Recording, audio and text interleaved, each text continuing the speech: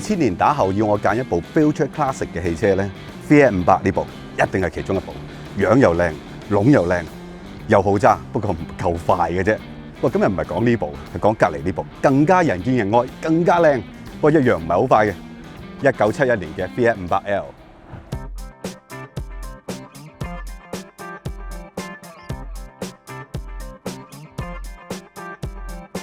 劉先生，試下轉波俾我睇下得唔得？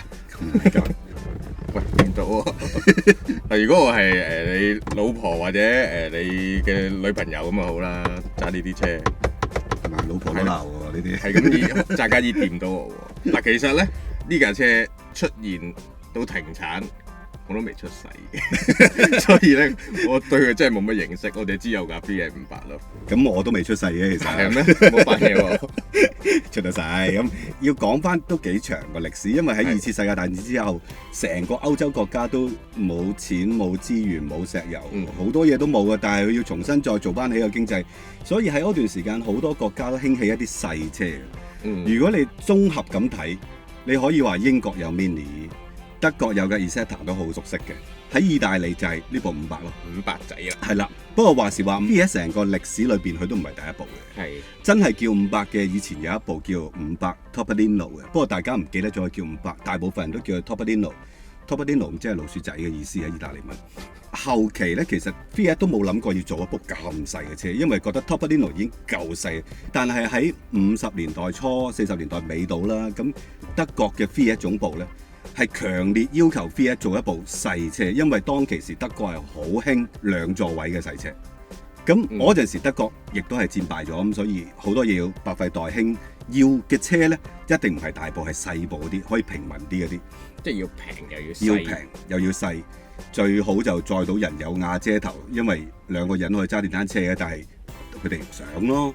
咁 Fiat 總部就要求德國嗰邊總部咧，就去做自己嘅設計。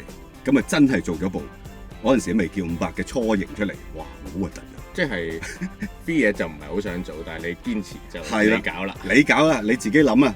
咁佢做一部出嚟，哇！嗰部嘢真係離晒譜，咁佢負責任嘅。咁連個引擎嘅提議都係，甚至提議1氣缸啊、2中程2氣缸啊，一流啊呢啲，冇得頂啊！真係，即係同個電單車冇分別。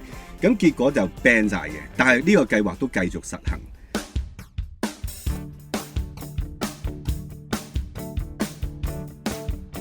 當其時比較重要嘅一個汽車工程師，亦都係設計師咧 Dante Giacosa， 佢喺 Fiat 做咗40幾年嘅。咁我喺網上面揾到佢嘅自傳嘅，想睇你可以睇400頁嚇，你慢慢睇啦啊！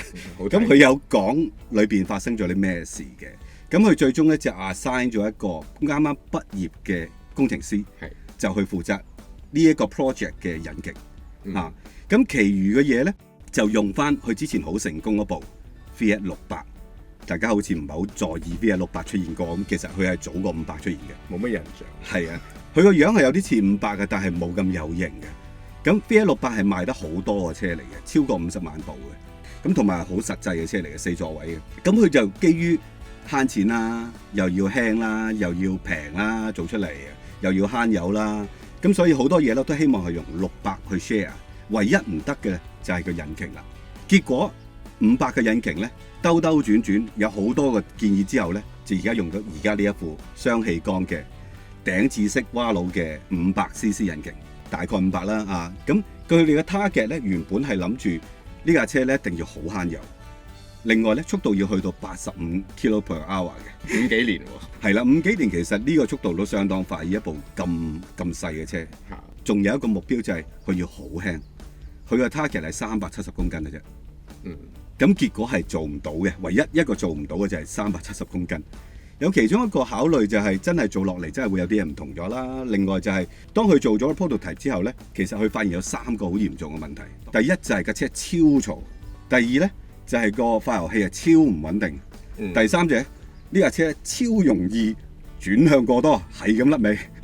因為佢懟晒 engine 同動力，懟晒個囉柚啦。其實佢擠晒喺車尾，亦都係後驅，就係基於成本嘅考慮嘅。乜嘢都係直接短慳嘢，簡單係啦，咁去做嘅。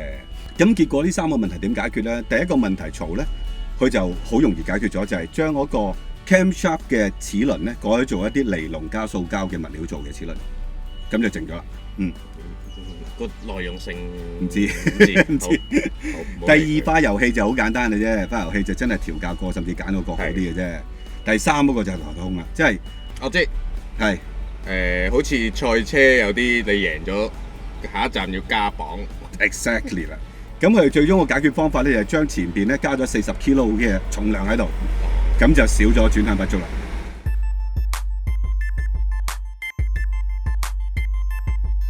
呢啲路兜兜轉轉咁啊，最終1957年真係推出咗啦。當其時有2個版本嘅，即係有一個叫 Fiat， 另外一個你應該唔係好知嘅，叫 Otto Bianchi 嘅。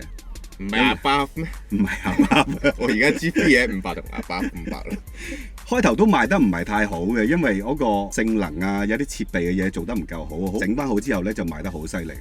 即係喺成個年期裏邊賣到超過380萬部，都幾得人驚，380萬部。同埋喺個過程裏邊咧，喺呢10幾年裏邊咧，佢有好多版本嘅。最早期當然係仲係 Suicide Door 喺前邊開㗎啦。咁去到後期先至真係好似而家改到而家呢部 L 咁，係後邊開門嘅。其實 L 代表咩咧？我成日見到而家嗰啲 Fiat 咧，L 好似大部啲。而家啲 Fiat 500L 真係大部嘢嚟嘅喎，好似 extra long 咁嘅喎。係 long 定係 large？其實唔係嘅，係 lusso 即係意大利文嘅 luxury 咁解嘅。咁你眼見而家呢一部就係 luxury 版，好 luxury 㗎，大佬呢啲係嘛，好齊嘢㗎。仲有啲乜嘢咧？佢其實有個旅行車版本嘅，咁個負重量係相當高嘅，4座位嘅，即係大架啲嘅再。大架啲嘅，拉長咗10 cm 嘅個軸距。當然仲有大家好熟悉嘅，或者係睇到都興奮嘅就係阿巴夫嘅500啦。真係有嘅，有嘅595啊、695啊，諸如此類，噼里啪啦。但係呢啲係好後期嘅嘢嚟嘅，咁亦都唔係今次介紹嗰部車有關，咁稍後揾到再講啦。好啦，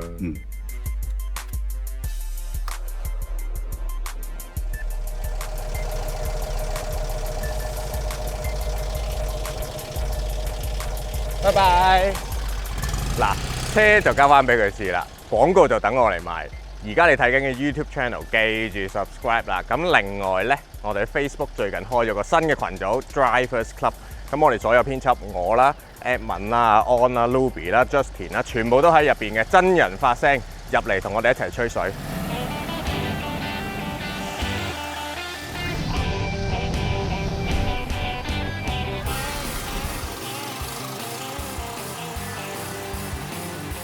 好耐冇揸過呢咁嘅車，我好似重新上過堂咁嘅感覺。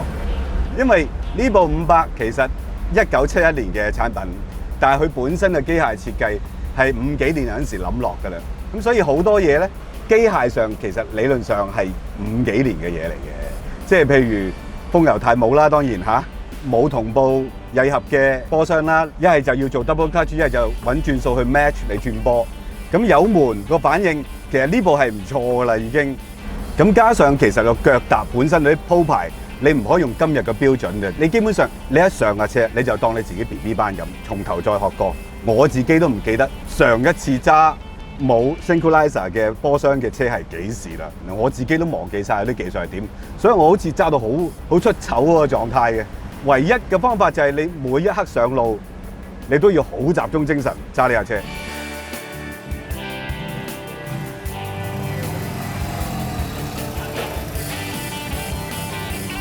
我開頭我2-3個鐘，好老實，我真係有啲沮喪揸呢架車揸到，即係有時候又會入唔到波啦，即係做咗 double clutch， 俾油去補油諸如此類，照做或者我做得唔好啦嚇，咁但係佢都係入唔到嘅。但係當你真係俾部車行順咗嘅時候，佢好鬼得意嘅喎，啊咁樣滑下滑下喎，小蛇咁喎，好鬼得意。你回想翻我個年代，唔係講緊71年啊。係講緊50幾年啦，其實呢種嘅狀態係正常不過，所有車都係呢種特性。只不過而家我哋對於嗰陣時嘅人嚟講，我哋而家係用緊 iPad 嘅人嚟啫嘛。叫我撥個轉盤電話，我點識撥啊？咪就係咁咯。不過我都幾深信呢架車係一種好 mechanical 設計嘅車嚟嘅。個極速廠方講，當年出就已經有85 kilo 嘅，我都相信佢做到，因為頭先係咁踩4波咧，行70係冇問題嘅。不過車係咁樣你不斷要修正個軚盤，其實你唔係點需要修正個軚盤，你跟住去咪喐下去咯，就係咁簡單嘅啫。你睇過啲粵語殘片都係咁喐噶啦，其實。不過我問咗呢架車嘅主人，即係我哋啲朋友，佢話真係揸得快嘅時候，真係行下山路嘅時候，好鬼過癮，因為嗰種機械嘅感覺係史無前例嘅。不過我而家就未真係感受到，因為而家我係仲喺小三階段喺度摸索緊我點樣去應付嗰啲考試，我未應付到 DSE 咁滯嘅。總之就先要摸熟咗油門嘅反應，個 brake 係 OK， 不過你要鋥得好大力。係個波箱你要點樣掌握到冇 synchronizer 之下，其實你點樣可以升波1轉2都已經要少少就一就㗎啦。2轉3會好啲，但係你 downshift 就麻煩啦。你要慢慢學下點樣做好個動作，而令到佢聽你話咁樣去做到佢要做嘅嘢。咁呢樣嘢反而係即係喺我哋嘅 YouTube channel 裏邊試咗咁多部舊車咧，都唔需要嘅。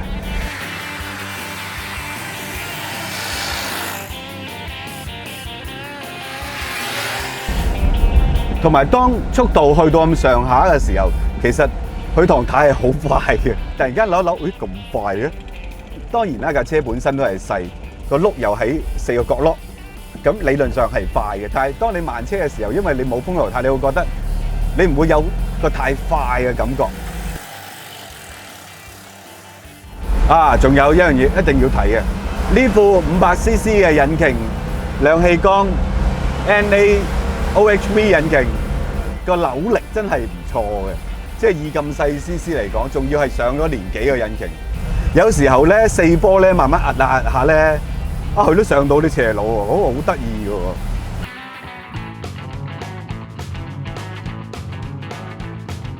今時今日要揾翻部咁嘅 Fiat 500L咧，喺英國嘅盤咧都相當多，但係價錢上落就十分大，由2000幾磅去到2萬幾磅都有，即係換言之係2萬幾港紙到20幾萬都得㗎。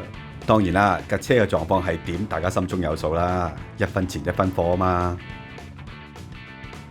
根據借出呢部車嘅朋友講咧，保養咧其實又唔係真係咁頭痛嘅。咁當然上咗年紀一定有啲嘢㗎啦。要特別留意嘅就係個分火系統，因為有時候真係會點得唔好啊 ，misfire 之類咁嘅嘢啦。咁其次就係嗰個化油器嘅問題啦，因為基本上化油器你用得耐，其實都要 tune 嘅。但係佢補充零件咧係大量嘅，即係你喺歐洲揾咧係好多嘅。事實上，如果你去意大利嘅話 ，even 去英國咧，你都仲見到有好多呢一代嘅500喺度行緊街嘅。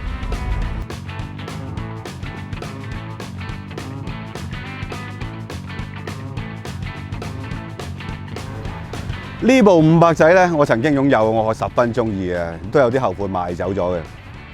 所以自告奮勇就試呢一部去個老祖宗呢部500，但係試完之後咧，好強烈嘅沮喪感，因為我有少少搞唔掂啊呢架車。同樣年份嘅車咧，我試過 Citroen 嘅 2CV， 佢個波箱係有啲特別，但係所有 clutch 啊、軚盤啊都唔係咁難適應啊。